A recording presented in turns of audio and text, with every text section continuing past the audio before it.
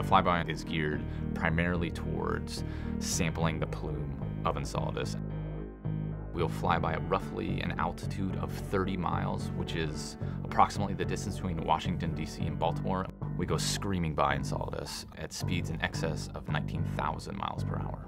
We're flying deep, the deepest we've ever been through this plume, and these instruments will be sensing the gases, and we'll be looking at the particles that make up this plume.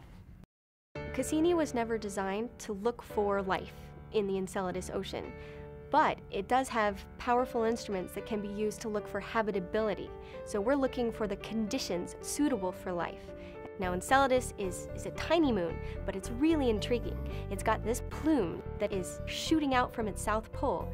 The plume's mostly comprised of water ice, that gets frozen when it's ejected out into space. Most of these particles are coming from these 4 major fractures that we call tiger stripes. Life needs 3 things, right? It needs water, it needs chemistry, and it needs energy. And right now, some of these lines of evidence are telling us that Enceladus has these 3 things. We see some salts, but most importantly, we see organic molecules, things like methane. We also see CO2, ammonia. One of the things that Cassini can look for is molecular hydrogen. This is the smallest molecule that exists in the universe. It's 2 hydrogens bonded together. This molecule can tell us about things like hydrothermal activity going on in the ocean of Enceladus. And this is very important as we start to answer that ultimate question of, is there really life on Enceladus?